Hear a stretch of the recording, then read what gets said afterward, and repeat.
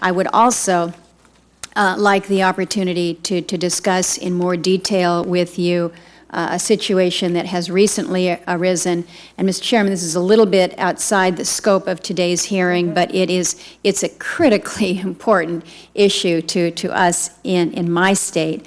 As you know, I sent a letter to you dated July 12th about the Park Service's new policy requiring that seafood that is sold by its vendors and concessionaires have to be certified by this non-governmental third party. They have to be certified as sustainable.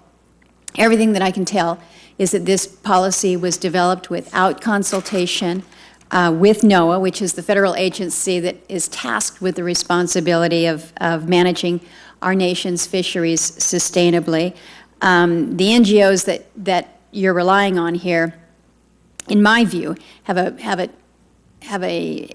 troubling record of meddling with at least Alaska fishermen's fisheries management. We've got some real concerns about this.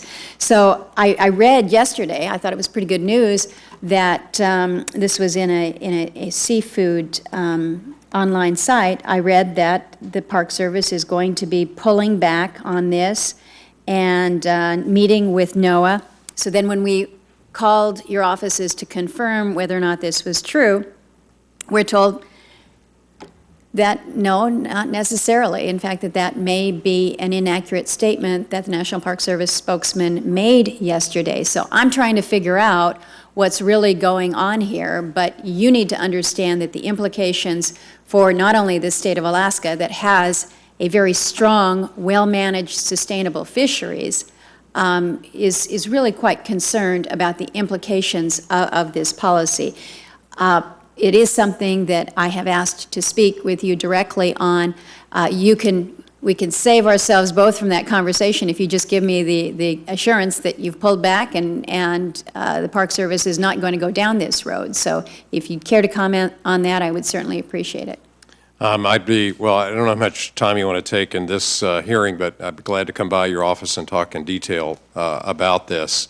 I'm not pulling our national healthy food sustainability standards over this issue because this is implying and was developed over a year-long consultation process. With who? With the concessioners, with every one of the concessioners, with our food service NOAA providers. Involved with this? I do not know whether NOAA was involved, but let me just NOAA clarify. is the agency that makes the determination in terms of what's sustainable within this country. These are guidelines. I understand. That's not a policy, that's not a law, it's not a regulation. It's a guideline. It's a recommendation to our concessionors that they use sustainable. Now, but you're saying that they need to have a certain label that is applied by some NGOs based out of London that says that this is the label that you have to have on your fish. And if you don't have this, then concessionaires, you shouldn't be using it. What kind of a message do you think that sends? We drew from the industry standards for guidelines for sustainable foods. What industry standards? As I said, I'd be glad to come by to your office and get into the details. We need to have a further this. discussion about this because you're giving me the very clear impression that, in fact, your spokesman, he was incorrect. Kathy Cupper, spokesperson for the National Park Service, was incorrect, that you're not pulling back on this. What I am willing to do is to change the guidelines so it includes Alaska wild-caught fish. I think that's the simple fix here. The guidelines were drawn broadly to give some guidance to our concessioners we want a park visit to be a healthy experience. The food was the key component. I agree.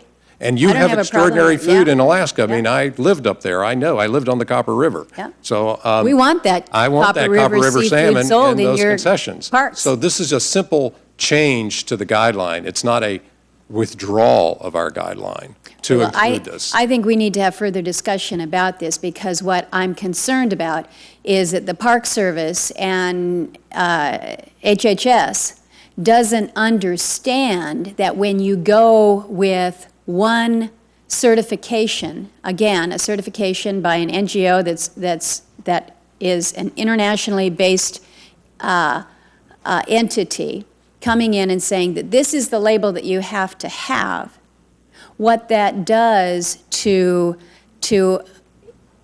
the Alaska fisheries, as you well know, is limits their ability to market the healthiest, best, and, oh, by the way, most sustainable fishery that is out there. So we need to make sure that we're not cross purposes on this, because it's too important to my state, and quite honestly, when we're talking about healthy, sustainable fisheries, I will take second fiddle to nobody on this issue. So I want to make sure that we're not locking ourselves in to a standard here that is simply not the right standard.